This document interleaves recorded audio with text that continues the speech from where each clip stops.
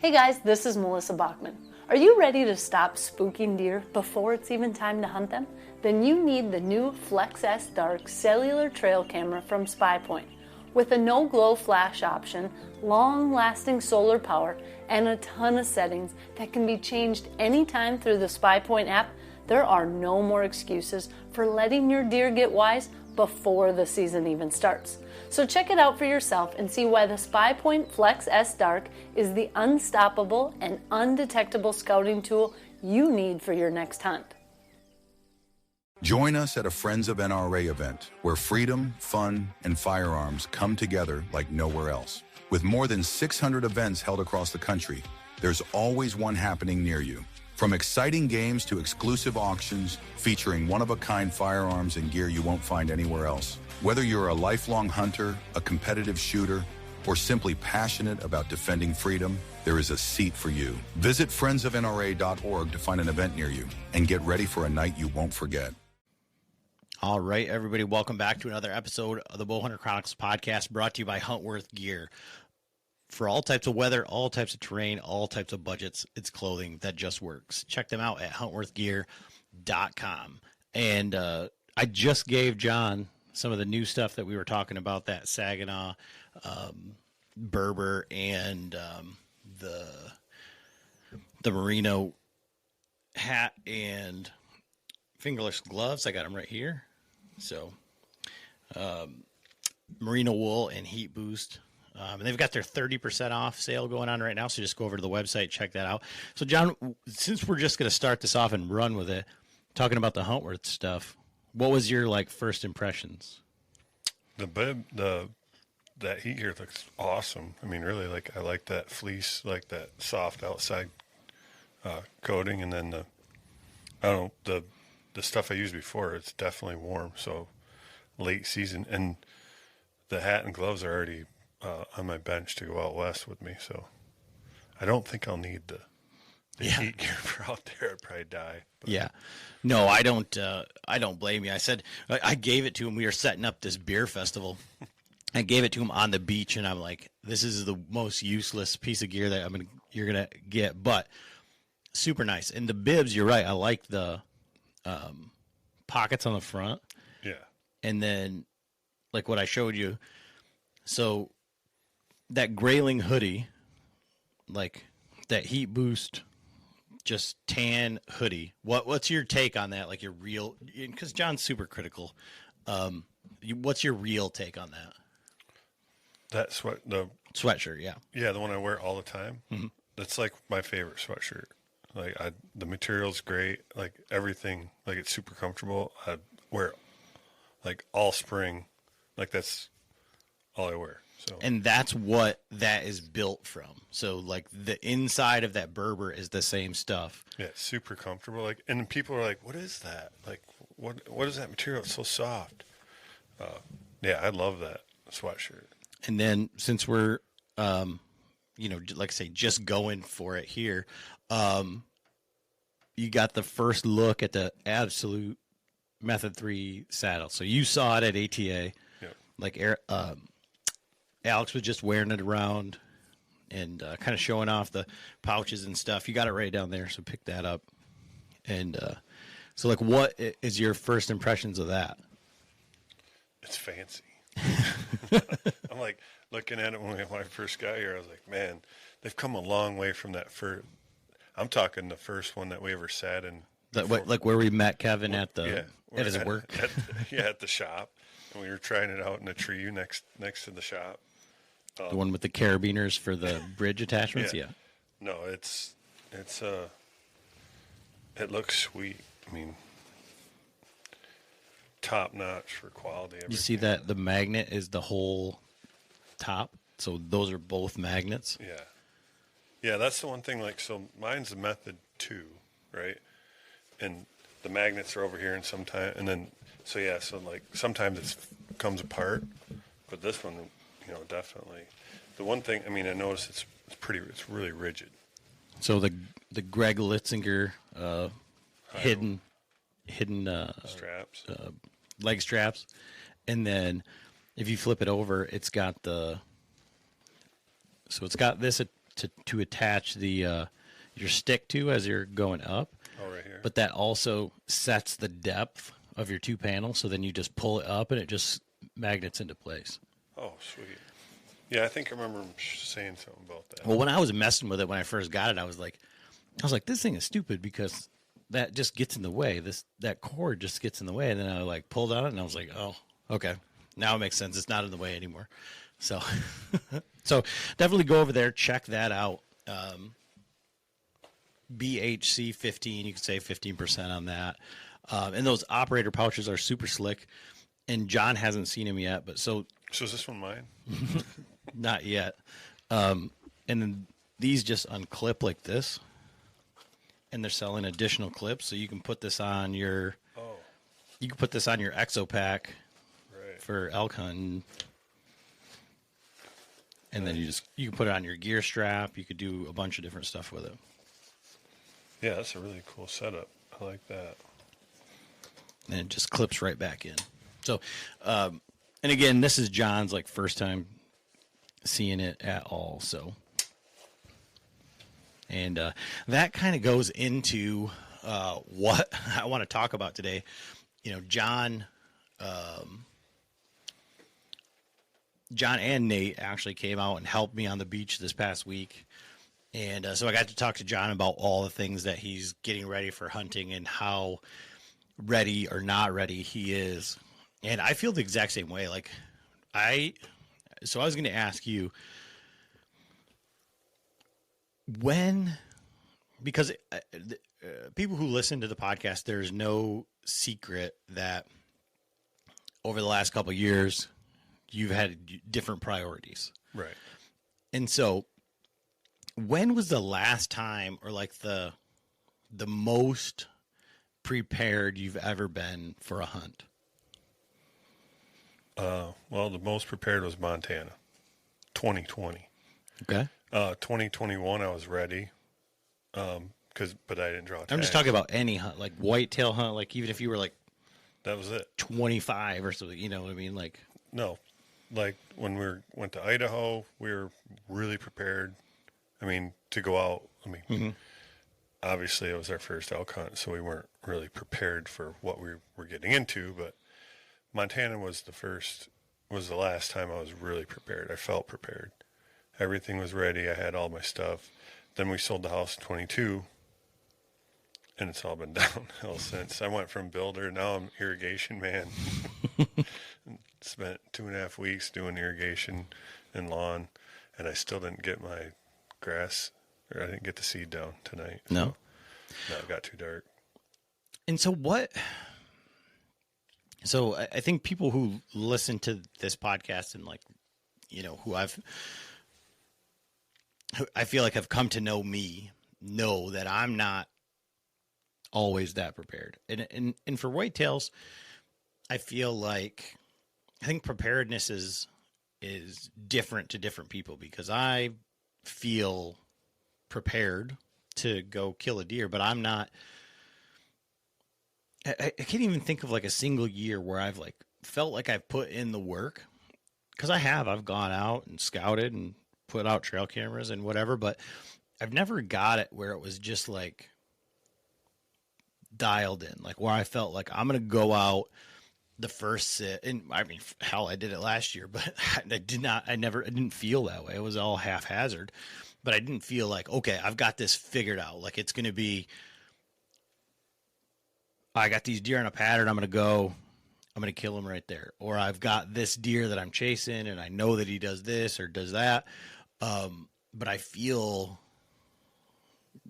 like prepared in a sense of like, I know I can put in the work like during the season. And I think that's why, like for me, like I always go back to like the thought process of like an out of state hunt. Like I always look at everything like an out of state hunt, and I'll get around eventually to like what I'm working towards. So there was a previous conversation I had like after recording one of the other podcasts, but like for you going into like elk hunting this year, so you're not prepared or whatever, you're throwing everything together. Like what gives you confidence that you can go out there and do it, even though you haven't put in the same amount of work that we did when we went to Idaho or went to wherever? Well, I mean, just knowing that, like, we've done it, so I know what we need. And as long as I have the right gear, like, as long as I have all my gear, like, I couldn't find my tent, so I'd lent that out to my daughter. But my biggest thing is, like, I just started shooting my bow again, which, like, and that's one of my biggest, like, that's what I always talked about before, is like, you owe it to the animal. You got to have that bow. So I spent the last 2 nights, like, I was at the Bowman's Club till like 12:30 last night doing a final tune on the bow, because I didn't like the way it was shooting. And, you know, it's basically the same setup as tack. I just built some new arrows. And so the bow was shooting good, but it wasn't good enough for me. So I just ended up bumping up the tip weight to 125s, and now I was shooting bullet holes with bare shafts at 20 feet, you know, so 7 yards or 21 feet, which to me is like really good. And then I was going to switch up. Normally I would go out there with a 5-pin slider, you know, and then that way I got my 20, 30, 40, 50. Is that your XL then? Yep. Okay. And so I was looking at maybe getting a driver, but I'm not going to put the money into it right now. So, I mean, right now I'm still shooting my Excel sight, but with the UV, the original UV scope, 2-pin. But I just seen a little clip on Instagram. Can't remember who it was, but it was an elk hunter, and I can't remember even who was interviewing him. And he's like, I only have 1 pin. He's like, and it's sighted in for 50. I don't have to mess around with ranging. He's like, an elk's kill zone is so big that I just aim for his heart.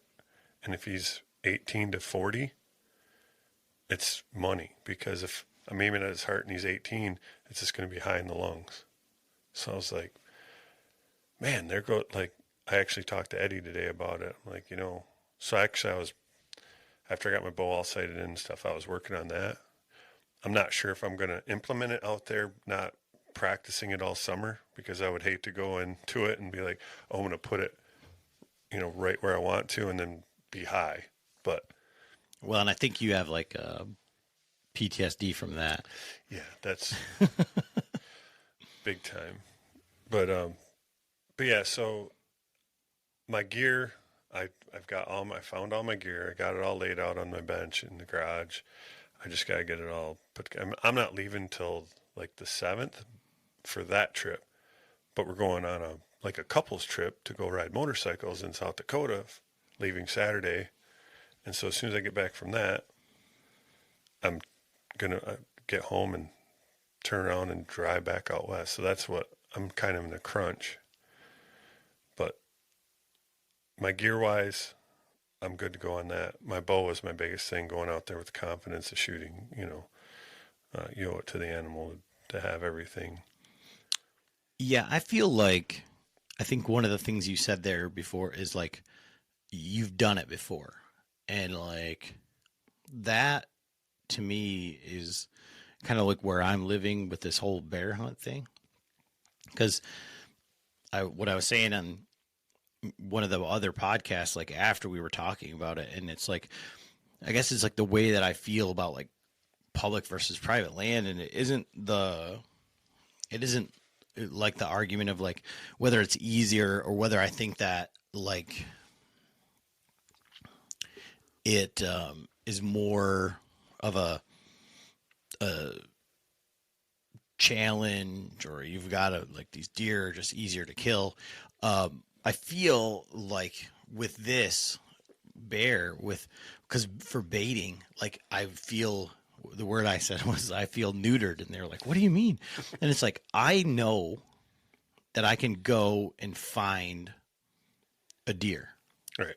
And I was thinking about that earlier today, and not necessarily thinking about it in terms of like, oh, what am I going to talk about on this podcast? I was thinking about it more in terms of like, should I be concerned about like my level of preparedness for this year's deer season? And I was thinking about it, and I was like, you know what? For whatever amount of preparation that I have put in or haven't put in, if I were to approach the season, like say I had 3 days to hunt or whatever, and not like over the whole season, but like 3 days in a row, like a long weekend. If I approached it the way that we do in Ohio, or the way that we would in like when I went to Kansas, or like when we went to Tennessee, or when I went to Missouri, like to just drive around and check these spots first. Bring my bow with me, but don't get married to go, I'm going to go there. I'm just going to say, this looks like a good spot. I'm going to go in there and check it, instead of just like going and hunting. And like the 1 year that I did that,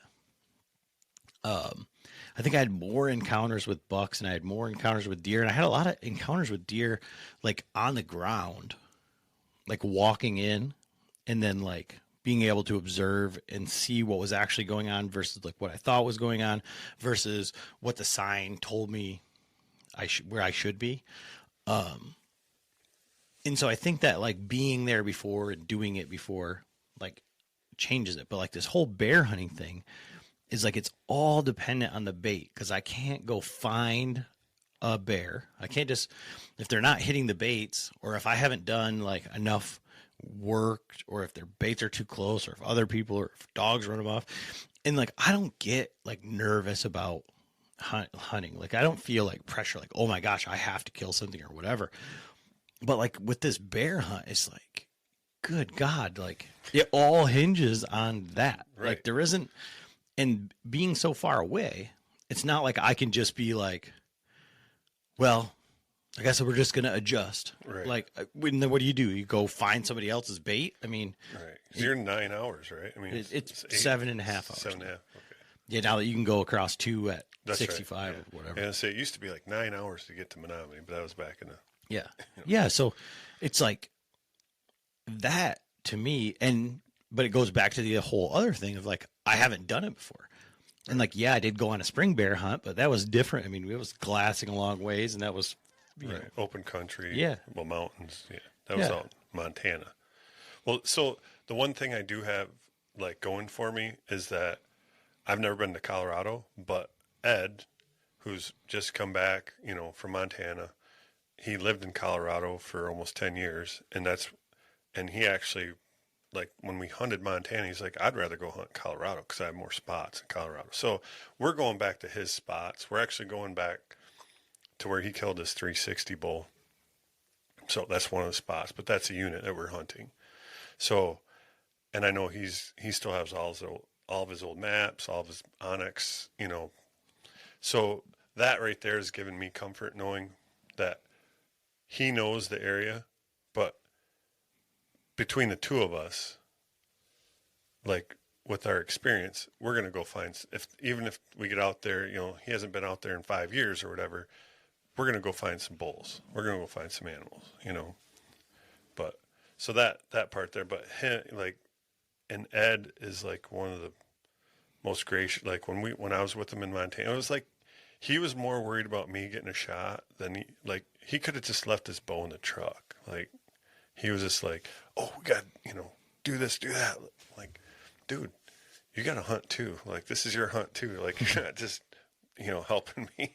But so, yeah, that's one of the big things where, I guess maybe I've kind of leaned on that. Like, I know I got to get all this other shit done before I go. And so I've kind of like slacked on, like, I haven't done any e-scouting or anything like that, which, that's not great, but now again, like going back into like having done it before, I just kind of like, so we met like online to go over like our Kansas trip. And like, so we talked to Nate and he showed us, we already knew the area and he just kind of showed us like some areas that, he used as glassing points or that he used for like where he saw deer. But then like, I can look at that, look at what I hunted in Kansas before and then just extrapolate it to the next piece of walk-in or the next piece. Right. And so like that e-scouting, like once you've done it, and if you're not going full in, like Mark Livesey, like if you're not going all in to the e-scouting, like I'm going to focus here and here and here, and you can't pre-scout anything, so you just have to go out there.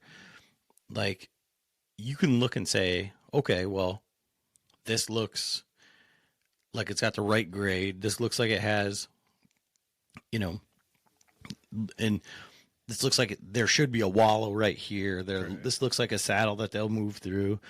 This looks like where they should be feeding, and they're going to be going back from here to there. Like, how long does it take you to? I mean, you don't need to spend a week on the maps to like get a idea, and it's no different than the whitetail scouting. Is like you have no idea with the pressure. You have no idea, so you can't like put all your eggs in one basket and say, okay, well, this is what I'm going to go do. Like you have to be super flexible and just understand like the area that you're in. And even like where we got into the elk in Idaho is like a perfect example. And we didn't even do that much e-scouting. We had a giant freaking paper map. Right. And we were like, okay, well, I saw a place where we can drive in here. Like, let's go in there because it looks good. And he said that there's something way back in here. I'm like, okay. Yeah. And like I said, Ed's got experience out there, so he knows like the patterns, and there's a bunch of private and stuff like, and the elk are moving off private into, coming off public, going into private. And so he kind of knows what the old patterns were. And for the most part, they're going to stay similar.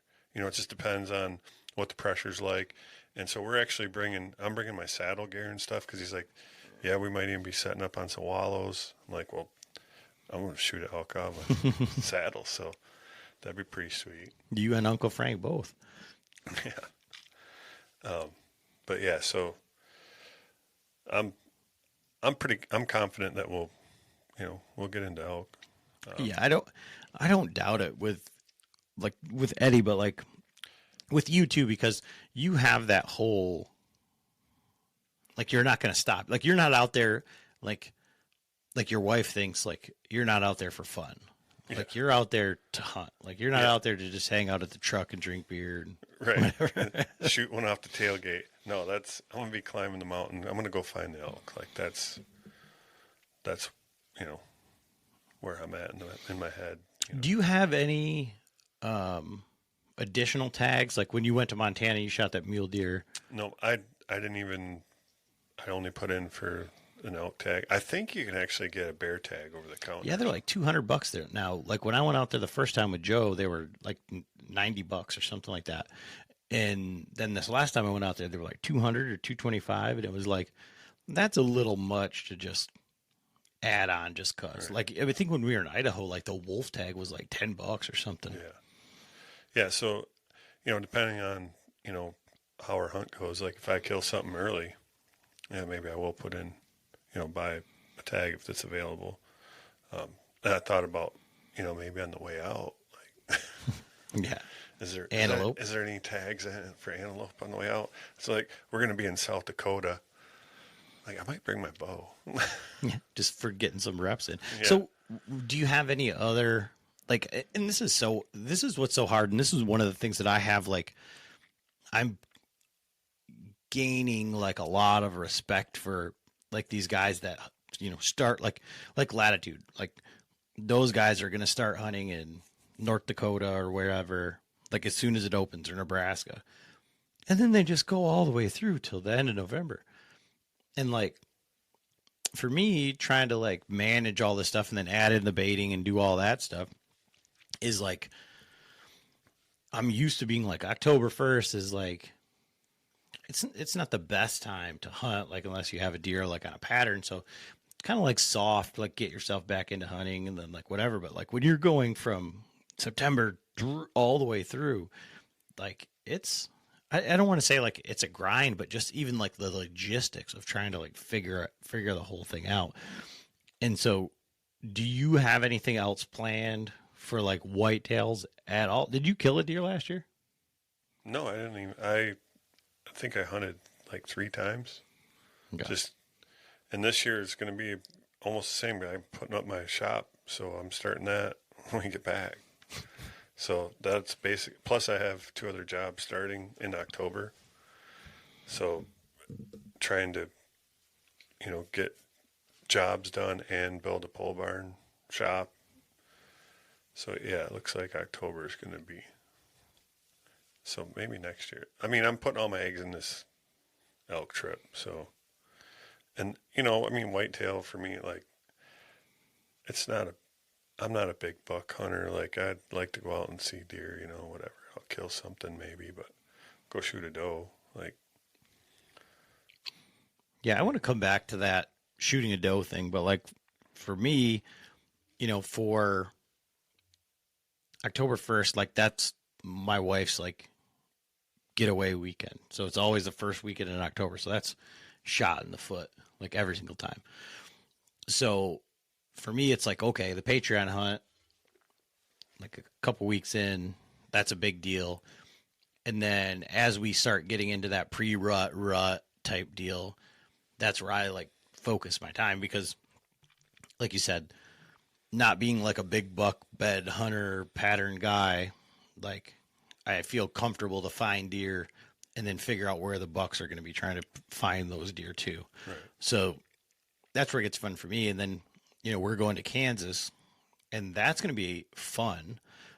Going with a group of guys that I like to be around, going in hunting and then trying to do the video thing and like do more of like a buddy hunt or like a team hunt where Who's all going on that?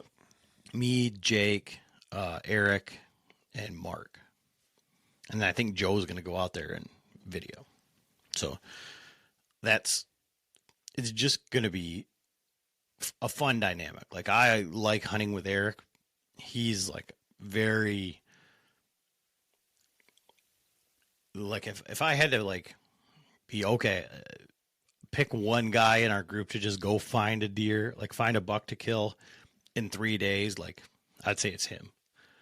Because he just looks at the sign and he just says like, I was always looking at this spot, and he'll go there and it'll be exactly right. So I'll be curious to see how it goes in Kansas, just because it's a way different country. But I mean, if I can kill a deer out there in record time, like it's not going to be, and probably we'll go out there and get our dicks kicked in, like, oh, this is supposed to be way easier than this. But I don't know. I'm excited about that.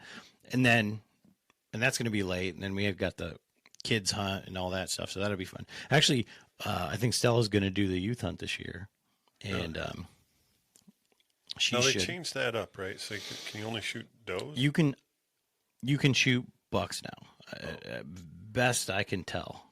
Like I'll double check that before we go, obviously, but I'm pretty sure that they rescinded that. Okay. So I don't know. You can pull it up on your phone, and see, but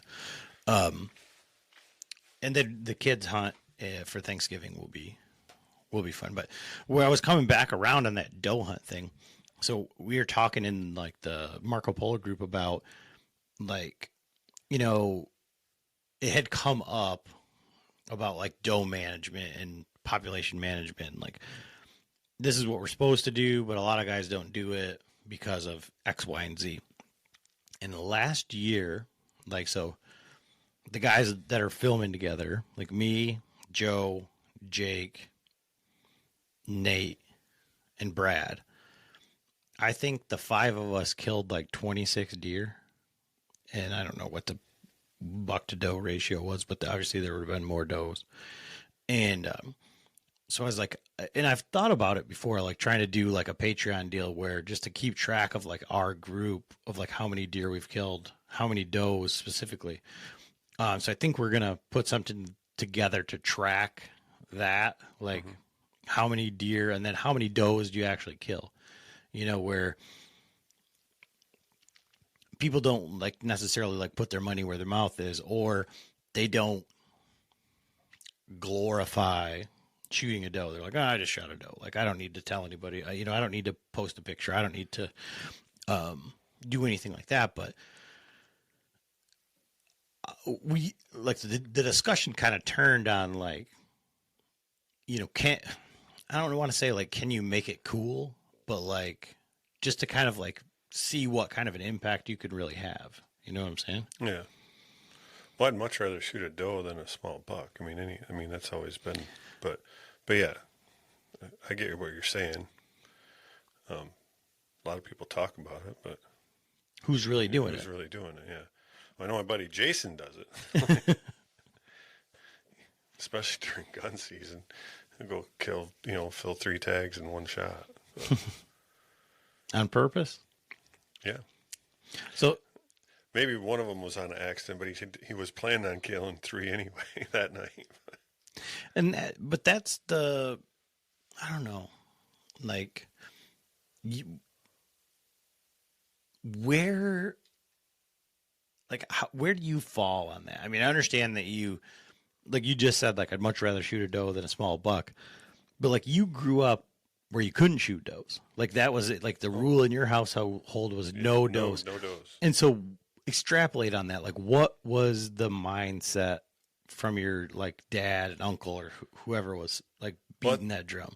I think, well, for a long time, like you had to get a doe permit. Like there was that, and the deer population was, I don't know if they thought it was like low, like,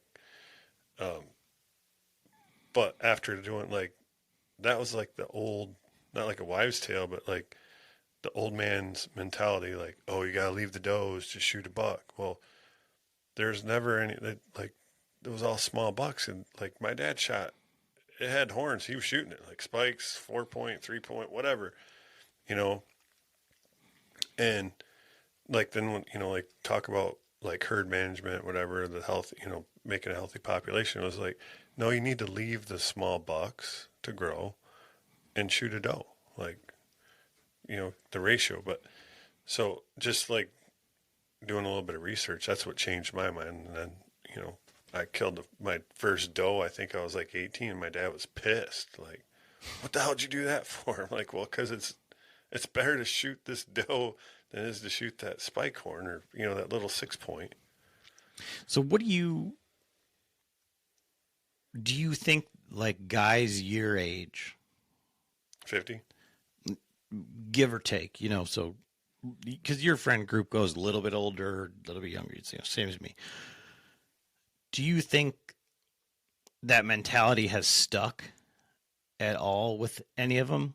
Or do you think that they've evolved like you have? Well, I think it's a bit of both. I mean, someone like Uncle Frank's, he just still likes to kill He deer. turned it on his head. Like he's from going like, I remember coming into the family, like just hunting with him, like before Casey and I were married. And he was like, we only shoot bucks. Like we don't shoot does. And so I freaking went 2-3 years and I passed on a zillion does. Right. And I mean, I missed bucks. I screwed up on opportunities. And finally he just looked at me and said, you might want to get a couple under your belt. You should probably just start shooting at does. And it was like almost immediately, like I killed my first doe, and that was my first deer with a bow, and he was happy. I was happy. Like there was no like looking down on it. Like, right. And it wasn't even like, now it's time for you to shoot a buck. It was just like, let's do that again. This is fun. Right. But then it wasn't long after, I think it was when he started coming up to our property in the UP, where it was like, he was on bucks like immediately. But there was antler point restrictions like within the camp, and then it's like you're going there, like, do you shoot something small? And they're trying to do some, all this stuff. But it was just like, oh, I can shoot does, like, lay them down, like, right. And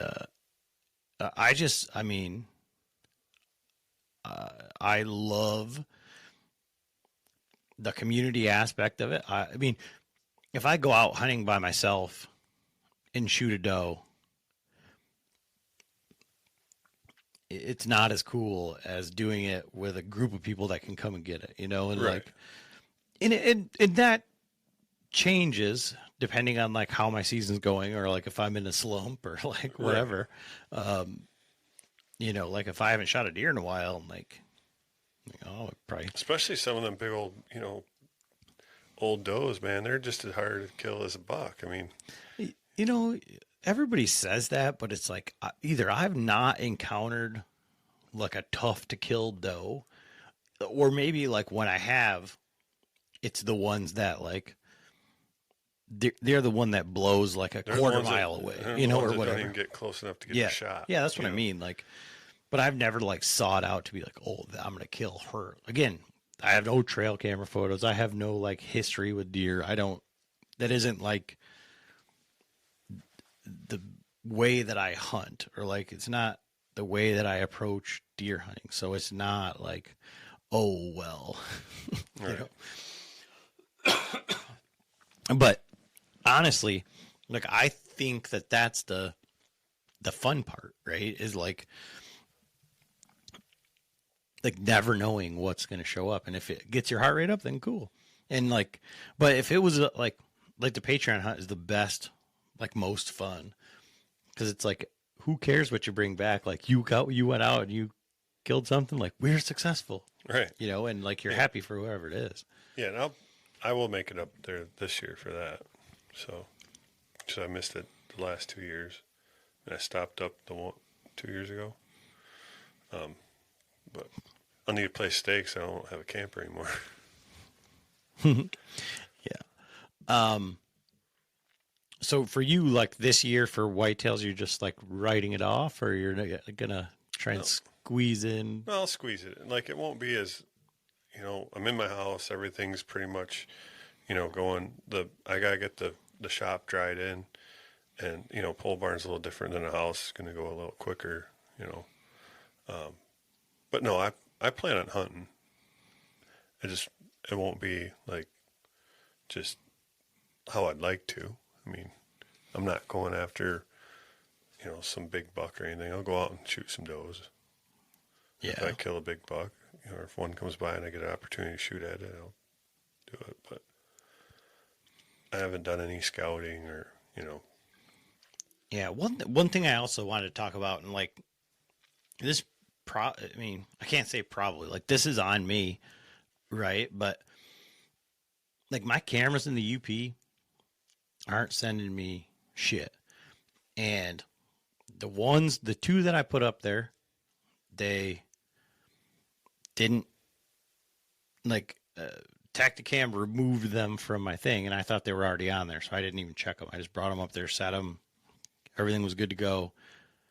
Don't have service up there for my phone, so I wasn't able to even look. So I'm like on the way home, like, oh, did they send any pictures? Like, nope, nothing. Dad and Frank went back up there. I sent them with 2 cameras that I tested at home, and they still haven't checked in from the UP. So it's like so annoying. No service up there at all. And my dad gets pictures. So is he like, because the new cameras are either or, like Verizon or whatever. And so I don't know if mine are like old, because mine are older. Oh, okay. So I've got like 2 new ones, whatever. And so maybe they're just not getting service, but it's like, so I've got 3 or 4 cameras up there. 3 of them on bear baits that I don't know what's happening. My dad's got 3 up there, and 2 of the baits are just getting eaten by raccoons and ravens. And one's got a bear coming into, like a smaller bear, but a legal bear coming into it every night. So I think my uncle's going up there this weekend to rebait, and then we've got 1 more week in between, and then we're going up there. So we're going to figure out. My dad's actually over at Beckman's mixing up bait today. But get this. Like,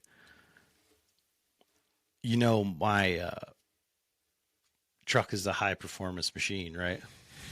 Well, they didn't have like him and Frank. They're like, well, we're going to go up there and bait.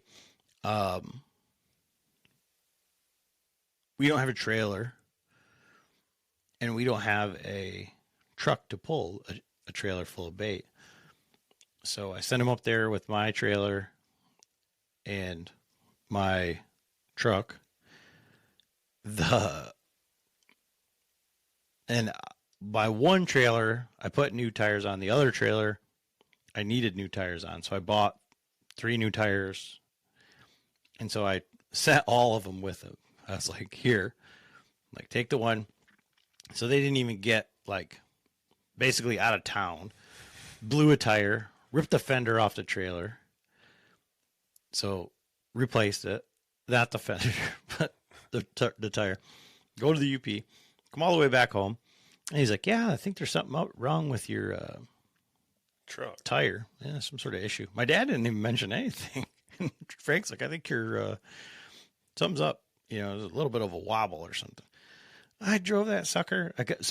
And mind you, like during all this time, I had this like beer festival that I had to pull my trailer down, and my trailer was up at the property. So I like had to get somebody to bring my trailer home and then borrow a truck to get it down there. So I'm trying to get it off of the beach because it's just in the parking lot. I get in my truck and it's like it's just like bucking. So I think like they broke a belt in one of the tires, like not there, you know. Right. But it's just like, God damn. So getting new tires this week, and hopefully that's the problem.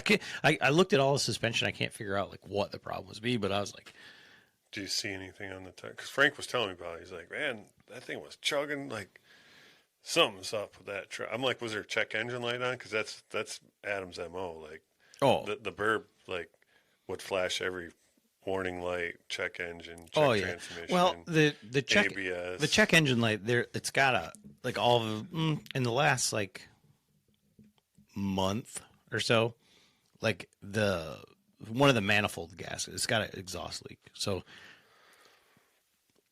as long as that's going on, it's going to have a check engine light. Prior to that, it didn't have like it has one like the trailer light, the trailer brake light, which is a common problem in there. And I think it's from putting the boat in and out, is that sensor gets wet. And then, so I got to replace that module. I have it. It's right, it's that white box right there.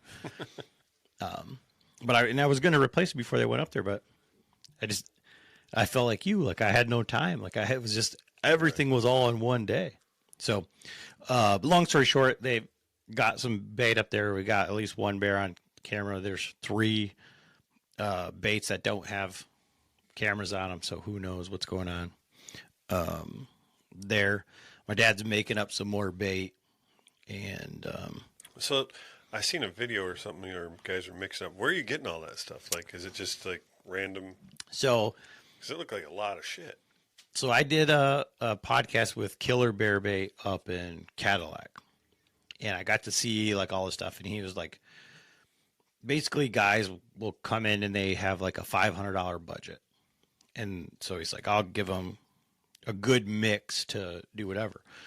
Well, so Eric Beckman was going up there to buy some from him anyway. So I brought him some money. I said, okay, go up there, get my $500 worth of bait. Well, he's in like the resource recovery, cleanup, environmental cleanup. So he has to do the cleanup at these restaurants and stuff. So he happened upon 2 275-gallon totes of honey that were free. Oh. And then he's talking to like somebody and getting popcorn. And so he had 2 cubic yards of popcorn. So when he went up there, instead of buying the bait, he traded one of those totes for a whole bunch of bait. And he's got more popcorn than he knows what to do with. And in that trade, he got one of those totes, which I also believe is a cubic yard or larger of Lucky Charms marshmallows. So he's got more marshmallows than leprechauns. So that's what we were mixing up, was all the stuff that I had, and then I bought 2 55-gallon drums of caramel corn. And so then we're just mixing all that stuff up. And I don't know if he got it up there or where he happened upon it, but he has a 55-gallon drum of peanut butter also. So, jeez. So where's he? Is he, obviously he's got a tag too. Baldwin. Yeah. Wow. So you got a Baldwin tag. 12 years, I think it took him. Yeah. And so he got a hold of me the one day and he's like, all right, I've been doing the math, and I think neither one of us should buy any more bait. And I think we should just like do like a co-op, and we'll just use up what we have. Yeah. Yeah. Otherwise, you're going to be left over. Well, and that was the thing, is I was like, we go out there and kill, like we bring up bait every single time, kill on day one, and we got 1,000 pounds of bullshit in these drums. Right. Now what do you do with it? Yeah. Like, just put a mound out in the middle of the field and like put some trail cameras on it and see. Like, right. Yeah, but can you, I mean, because you can only bait 30 days ahead of your season. No, and then what happens? Do you have to clean it up your site after? Is there some kind of rules about that? Like, or can you leave it out there? That I haven't looked into, like past the season, like when it stops. But the rules are different, like public and private, so we can use barrels and right. You know. Yeah, because obviously not. I mean, they're going to hibernate at some point. They're going to go in the dens, but like you don't want to leave a bunch of shit up. Yeah, yeah. Well, I mean,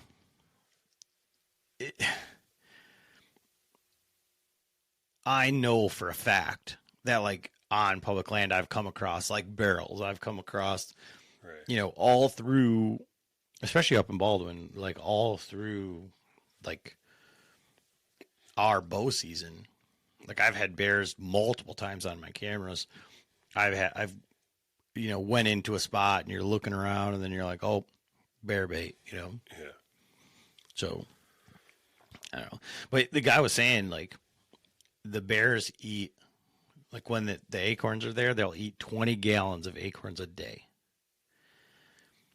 So like, think about trying to like bait a bear. Right. Like that's one day. So like if you're 4 buckets. Yeah. Of acorns. Yeah. Yeah. That's insane. But that's a lot of, I mean, acorns, I mean, that's a lot of protein, isn't it? Mm-hmm. I mean, protein. Yeah. And he said like the guy Anders Garner. So his dad's Bob Garner. He's the guy from Michigan Outdoors, right? Mm-hmm. But he was saying like his plan, like the way that he baits bears is he does early sweets to be like, there's still berries, there's still this. And then after that, then he kind of goes into more of like the nuts and protein and all that stuff. And I mean, we got it all.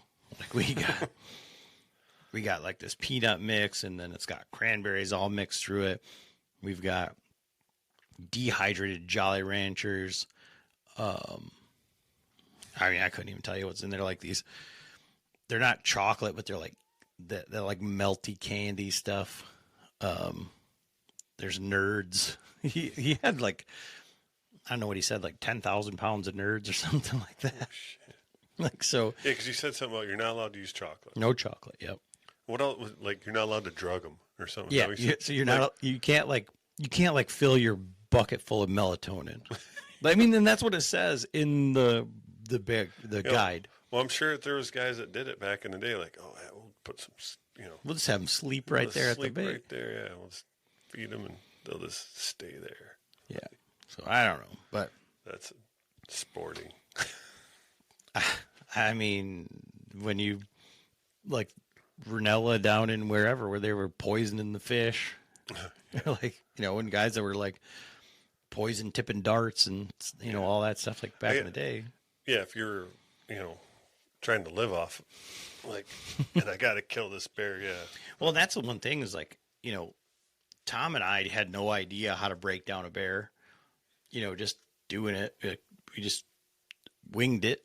And I mean, I guess I just held the legs while Tom was like, I think we cut here and I think we cut here. And like getting these hands off is really problematic, but like in Michigan here, like, I don't know, because you got to bring it in like, you got to check them, don't you? Yeah. And then you have to go through the bottom jaw and tag it. But like, it's like one of these deals where there's not any good information. I've looked for videos. I've looked for any pictures of like how to tag a bear. Maybe that's what you should do with it. Like do a video and, document the whole process. That way, whether right or wrong, like, okay, so if you're tagging a bear in Michigan, do it like this or not. Yeah. Yeah. And then when I do it and they bring it in, they're like, you didn't tag this properly. Like, we're taking it like 7 years down the drain. Yeah. Like, but I don't know. somewhat, I'm excited about it, but like I said, I feel like neutered because like if they don't come to the bait or they're not there or whatever, like it's just futile. And it's funny because my cousins have killed bears and they've done guided hunts. I think they've done it themselves as well. But they're like, the amount of time and effort that you put into it, it's like not even really worth it. It's like a wash for time, money, all of that stuff. But, you know, for us, it'll just be cool to kill one at least on our property. Like nobody's ever done it. Because your dad got a tag too, right? Mm-hmm. Yeah. So just the two of you. Yep. Yep. And now have you, I remember hearing Nate ask you, so are you going trad bow or are you going compound? Well, I was going to, and then I've been like second guessing myself because I'm already like, if they're not there, they're not there. Then if they are and you screw it up, then it's like, it's not like just going to get another one to just come by. And not only that, it's been 7 years. Mm-hmm. So I could see, like, I think Nate said something like, I'd see like you're going somewhere where there's a lot of opportunities. Like in Canada, yeah. Canada, you go up to BC or something, and there's a bear coming in every night and a different bear. I could see going with the trad bow. But I think wheel bow. You want to know what I'm... But what are you have you even been shooting your wheel bow? Like, not really. No, I shot it. You shot at tack a little bit. Yeah, and I did. I shot it at tack. I shot it leading up to tack. I shot it after tack. And I shot a couple weeks ago. Like, I took it out and shot, but I need to switch the wheels over on my sight for between my hunting arrows and my tack arrows. But honestly, like what I was thinking, if I'm going to do this, I feel like it doesn't matter because the shot isn't going to be anything wild. But I might shoot not that bear bow, the Paradigm, but I think I might use that Alaskan 60 pounder. The only thing is we didn't really shoot it at all. I mean, I shot it in the basement quite a bit, I guess, but I didn't really shoot in that other string. Oh, yeah. Yeah. That should be gone over. Yeah, but it's not going to be, like I said, I'm not shooting. It's going to be 20 yards. 20 yards. Right. So, Yeah, and that's not an excuse to be like, oh, I don't have to. But I understand that. These are all questions that I've been going through like in my head because it's like same thing here. Like, so that's I was asking you because had you used the mega meats or the dead meats or which one? Megas. No, so they had to come out. They come out with the new T2 or whatever, or that T2. So I was thinking like, well, I might have some of those right over there. But like I said, I have to go. Like all my like normal broadheads are 100 grain. What'd you get from the Bowman's Club? I ended up trading. I got some of those wasps. They're like kind of like a split fire, the Wasp Reaper or something maybe. I don't even know what grain they are. Okay. Because I think that I've got those new G5s over there. I just saw them. Like it's funny because I said it like on a different podcast or whatever. But like my house now is like when I first met Frank and I went over there and there was just so much hunting stuff that it was like, what do you need all this stuff for? Like that's how I feel. But I don't know because I'm like, should I use an expandable? There's a lot of hair. Like I've got some single bevels that I really want to shoot some stuff with, but like I know that those don't give good blood trails. I know that the blood gets on a bear. That's what I mean. So there's been some talk in the Patreon group that these, and I shouldn't even say it on here because Tom was like, I need to buy some more, so don't talk about it because everybody's been buying them. But those Magnus Stingers, the ones with the bleeders, those longer, kind of look like almost look like the old Trat. Like the Black Diamonds or whatever. I can't think of what they were, but like a Zwicky almost, with a bleeder. I might use those. That's what I'm thinking. They're 125s, a lot of cutting diameter. There are a lot of, I don't know what it'd be, deer, like they're long broadheads. Right. A lot of cutting surface, and they have bleeders, fixed blade. Like that's kind of what I'm leaning towards. Because I've got a handful of them that I haven't shot. I had them in my quiver like the first couple years that I went out with the trad bow. Then I never shot at anything. And then last year, everything I had was like, they were either those Grizzly Stick Silver Flame XLs or the Helixes. And I shot those at everything. And then I shot 2 deer with Mega Meats, and neither one of them went more than like 100 yards. Yeah, I'm like, I don't know. I have a brand new set of severs, but I've heard bad, like. Well, your brother had a terrible experience on a deer or an elk and deer. On a deer in Ohio, shot her, and it was a doe. Like he was just filling a tag and didn't open at all. Like he had a freaking perfect bullet hole through her, and she just laid there right through the lungs. And then our buddy John shot an elk last year, and they figures it didn't open because even the guide was like, "Hey, you just killed a nice bull," and they never found it. So then, what are you? So that's what I'm like. Well, I mean, I wouldn't think that you would use a expandable. Like we went through that like a million times. Like about like, no, we're not going to use expandables. Well, I'm like, well, I'm not sure. Like, I got those alien ones, but those are 175. I don't have any 125, so I don't know what to. I go with the old G5 Montex. I mean, but yeah, I don't know. I don't know about that. Yeah, but as far as a fixed blade, like there's just been a lot of talk about those Magnus. I can't remember what they're called. They're steel something or others.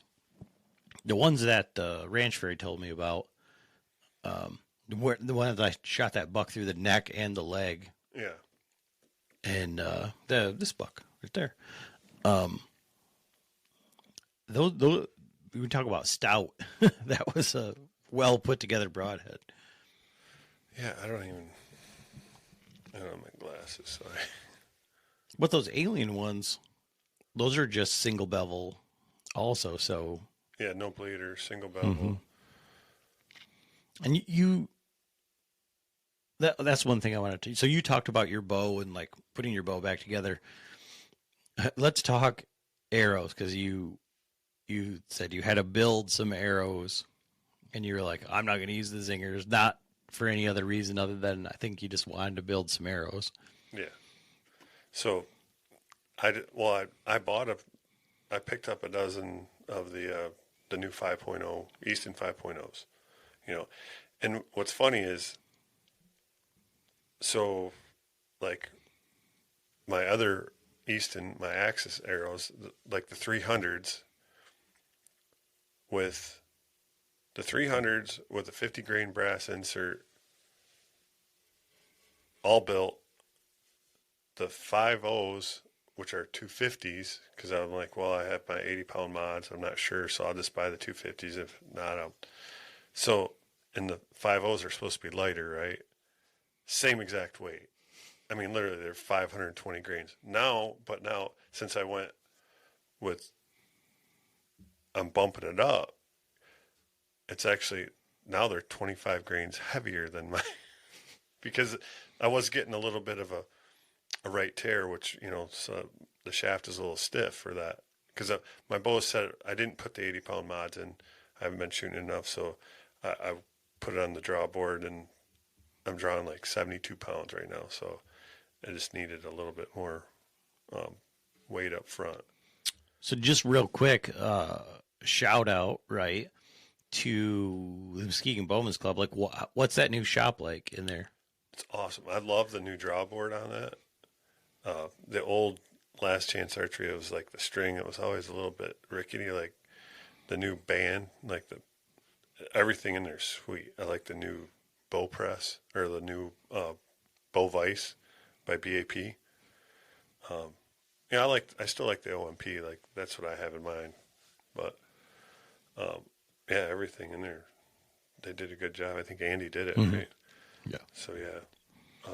They even have, like, a draw, like a poundage, like you can draw back. It's all last chance stuff. So, yeah, they did a great job.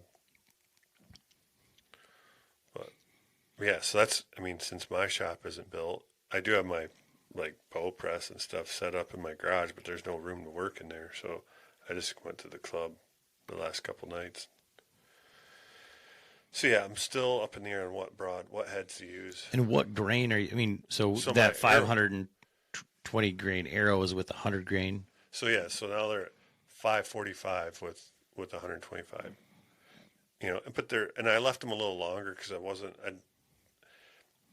I just didn't want to have a mechanical head or whatever, any head by my fingers, you know.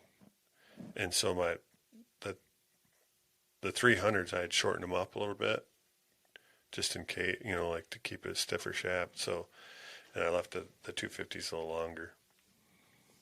But I like the arrows. I mean, they're flying great. But normally I would have like Dudley's green wrap and the AA Max Stealth all green. And so I ended up getting his new wraps that are like this yellow camouflage. And so it's like fluorescent yellow, fluorescent green with some black. And then I still had some flow green veins, but not enough. And of course, those are sold out on his website. And so I ended up buying flow yellow. So now it looks like my arrows, you know, like it was like Knock On and Chris B had a fucking baby. We always knew that about you, John. Yeah. And so, yeah. So when is your hunt? Like, what's your dates? So I get back from the first trip to South Dakota the 7th, and I'm not hunting. I'm out. We're going out to ride Harleys, you know. So that'll be fun. But then I get back on the 7th. I'm literally like, my truck will be, well, I'm not going to pack it, but everything will be ready to pack. So I get back that night. I'm going to load the truck and then get up in the morning and heading out to Colorado. And I won't be back till like the 24th, depending on what else goes on. But 2 weeks for sure. So. Unless you guys tag out on the first day. And unless we tag out early. But double up. There's 3 of us. So, I mean. Who else is going? You, Eddie, and? Another buddy of Ed's, Jeff. Okay. And what's his level of experience? And I honestly don't know. I've met him a few times, but we haven't, you know. I know he whitetail hunts, but I think this might be his first elk trip. What's his level of fitness or? No, I'm not. No, I mean, you met him, so is he? Oh, he's shaped not like a grimace or? No, he's no, he's not overweight or anything. He's not like he should be all right. Okay. So yeah. Matter of fact, the tent thing was gone. Like, I'd lost my tent, and you know, my daughter borrowed it, whatever, for her like a couple years ago, and ended up. I'm like, well, so I ordered a tent, and then last night on my way to the Bowman's Club, I stopped back at my store in Locke and ended up finding the tent, and then the new one got delivered this morning. So, and then in the meantime, I talked to Eddie this morning, and he's like, "What? I'm pretty sure Jeff doesn't have a pack tent, you know, one for his backpack." So I'm like, well, I got an extra one now, so I'm going to return it. If not, you know, and so he ends up, so Jeff's taking that one. So, but I think we're pretty much going to have kind of like what we did in the second part of Montana. Okay. Where the first few days we had packed in, planned on being back there, you know, 5 to 8 days or whatever. And, you know, there was no elk. So we came back out. So the second place we went, we set up camp at the base of the mountain in a little like state forest campground kind of. And so I think that's going to be similar out there. And then if we do, like, we'll bring our packs. If we get into elk, we'll be able to stay, go back in. Grizzly country again? No, not in No, Colorado. not Colorado. Do you bring in a pistol or anything? Yeah, I'll bring my pistol. Yeah, I think there's moose, though. Like Doc said, moose are, you got to be more afraid of the moose. When we were in Colorado, Joe was terrified of those moose. Like, they came in and it was like a meat eater situation where his pistol was on his pack and it was dummy corded. And these moose were 60 yards away, maybe. I don't know. Because, like, I looked up the trail and I seen this black thing coming in. I'm like, all right, it's a bear. Like, I'm going to shoot this bear. And it was a mating pair of moose. And they came into the water hole that we were sitting on. And he was like, get your pistol, get your pistol, get your pistol, get your pistol. I'm like, dude, they're 60 yards away. Like, they don't even know we're here. Like, Right. I got my bow, like, but his pistol was, like, on his pack away from him. But he was terrified. Well, it's like, Doc said that time, like, he was walking down a drainage and there's this bull moose standing there and he was like, come to a head, like, hey, you're not coming this way. So he starts going up the one side and then moose followed him up the hill. So he had to go, then he went back down, went up the other side, followed him up that side, and he had to backtrack. Well, when he got up and then started going down where he could see, well, he had a cow. Like, so they were a mating pair. So he was just protecting that. They're so dumb, they don't know. Yeah, my dad got walked off the mountain by a moose. I want to say it was in Montana, but he walked all the way down this logging road, like almost to the base of the mountain, backwards, pointing his 30-06 up at this moose, and the moose was just walked him down. Yeah. So, but yeah, I don't know. Like, I'm ready for another elk hunt like that. Like what I did last year with Frank was super cool. I learned a lot because I was with guys that knew, like, not that you don't know what you're doing, but that have killed a bunch of elk, and they have a good, like, I don't think I've ever been in the woods with anybody like Danny where he just, like, goes to where the animals are. Like, it's just like, oh, yeah, we're just going to go up here and that's where they're going to be. Right. And saw tons of elk, like, called to, and, hell, by myself, I called in a bull to 80, 90 yards, and it was cool. It's just, if I'd had my decoy out, like, ahead of time, if I'd have been set up just a little bit different, but you can't just know that. Like, you have to go out and do it. You're kind of like everything else. And, but I'm ready to go out again and, like, find elk and then kind of hang out in that area instead of, like, go back to the Shangri-La and watch TV. And, I don't know. It was a great experience. And I'm glad that I did it. So happy. And I think Frank's just as happy that I was there when he killed his elk, because I had to carry the motherfucking thing out. But like, and it wasn't far at all, but I carried 3 of the quarters up to the thing. But anyways, just being there for that and to get those experiences, like, so thus far in, like, my elk hunting, like where I killed the one with the rifle, but I've been part of quartering up now 5 different elk and getting that experience, and just, hoping to be just each time like that little bit better, picking up stuff and just kind of seeing, and, and I'm ready to go, like, try to figure it out again. Right. So. Yeah, hopefully it works out for me this year. So do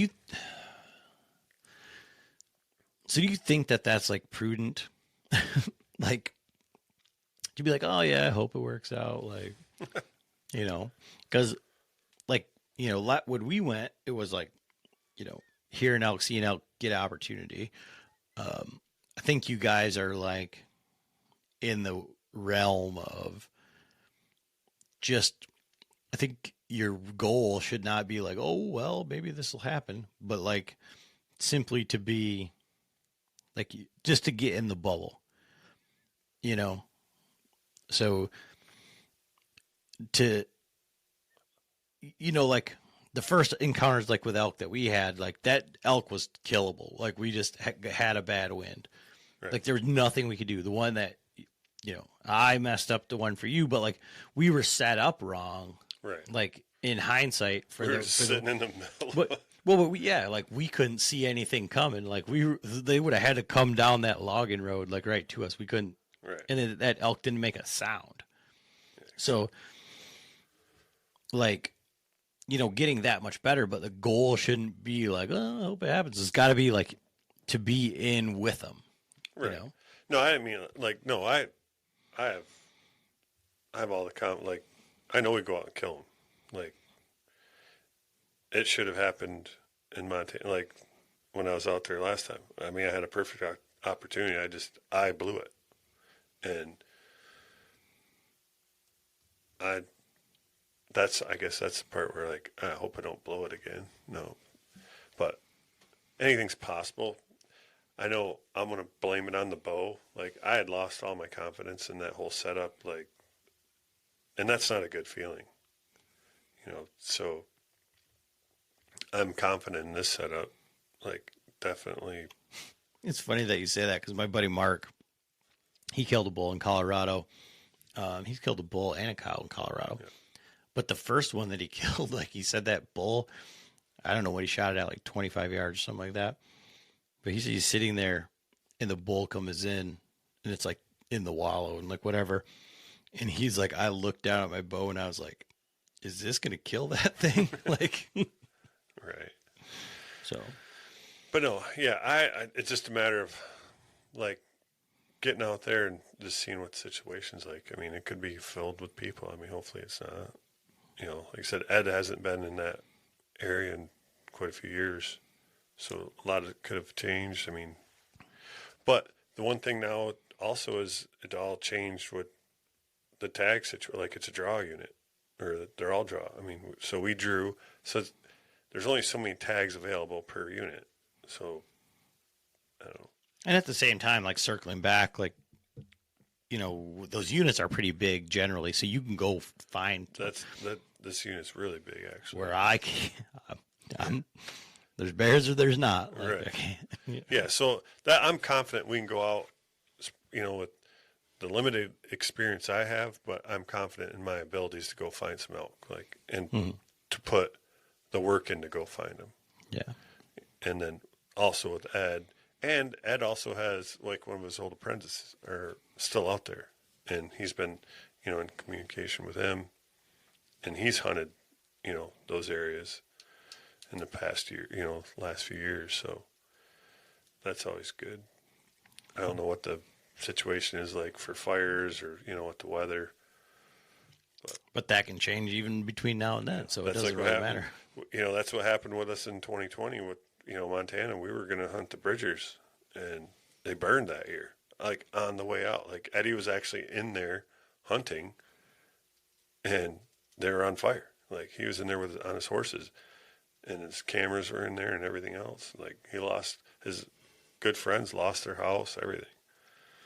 So, we had to completely change up our game plan. That's when we went over and hunted the Idaho border, and then we ended up in, grizzly country where Mark killed his cow, and I had the opportunity at the bowl. But I'm excited to get back out there.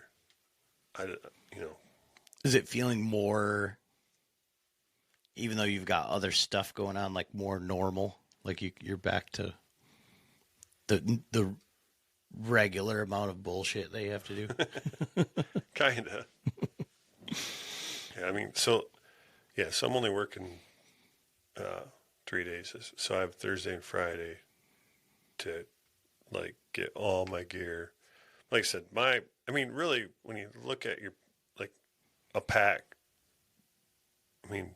tent, you need a couple, it's not like you're packing a week's worth of clothes in your pack. Like you need the essentials, So there's really not that much. It's all going in a pack. And plus I'll have, my Bronc box. I'll have my extra stuff there. But I have all that in my garage. Got to get it just organized. And I do have to get my food, like, bagged up like we did before. Like I said, I haven't made my butthole sandwiches yet. Adam's favorite. And go buy a 10-pound bag of gummy bears. Not the sugar-free kind. No. I've been like doing pretty good on like not eating carbs and sugar, but I'm like, screw it. As many calories that we're burning out there. I'm eating gummy bears. All right. Well, we'll just have to reconvene on this when you get back, because I'll be. You'll be done with your bear hunt. I'll be done with a week of my bear hunt, because the season goes all the way to October 28th, Okay. I think. So, like, there's going to be time, and my dad is like, he's like, I'm staying in the UP until I kill a bear. So he's like, I might be up there for a month and a half. He's like, I don't care. So he'll be out there. He'll be able to keep baiting, Yeah. right? Yep. So Now, you're hauling that bait up there in an enclosed trailer. Is that what you do? And then you keep it on site in an enclosed trailer? so we've got a pole barn up there, and then it's all in 55-gallon drums, like Okay. sealed. Yes, because you have bears at your property, like getting into stuff. Yeah, and before. so the only other bear that's been killed up there was a nuisance bear that, like, before we had the pole barn, we just had a shed. And before we had bear problems, we had a wood shed. And the bear would just walk up to it, and they ripped the back panels off the shed and then just ate all the apples and deer feed and everything out of there. So now everything up there is like bear-proofed. it's covered in steel. Well, and the trail, the feeders that I put up for the kids, they just ripped the feeders right off of them, and so I gotta. And granted, they were like, about 8 feet off the ground, and whatever they climbed up there, did whatever they had to do to. Like the mitters or something? Yeah.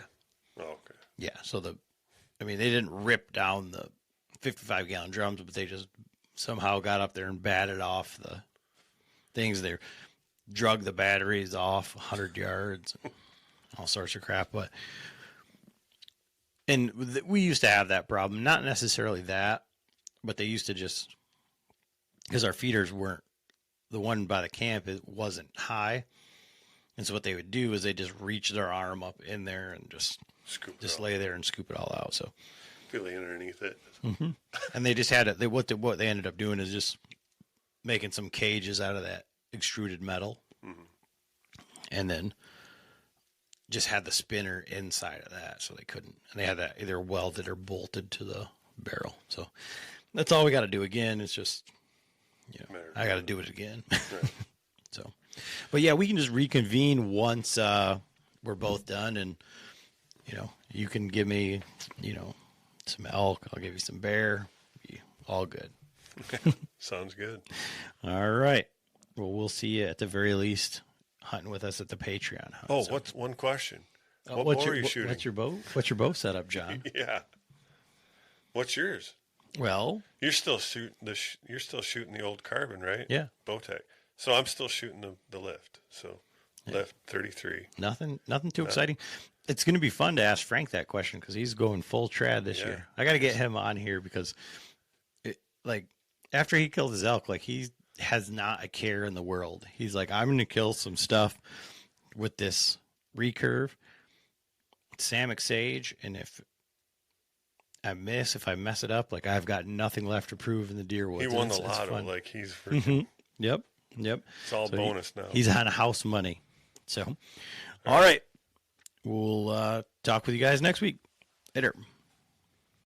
Bow hunting all comes down to a moment. And in the moment, you want equipment on your bow that will get the job done. Trophy Ridge products are the tools bow hunters trust. React Technology sights, rests, stabilizers, and quivers to help a bow hunter be successful in the field. And those tools are from Trophy Ridge. Want to plan your next fishing trip without the hassle? FishingBooker.com is the best way to find and book a fishing charter anywhere in the world. Whether you're chasing trophy fish or just looking for a family day on the water, Fishing Booker makes it simple, fast, and secure. With thousands of experienced guides, verified reviews, and 24/7 customer support, Fishing Booker takes the guesswork out of planning. Visit FishingBooker.com and book your trip today. Fishing Booker. Fishing trips made easy.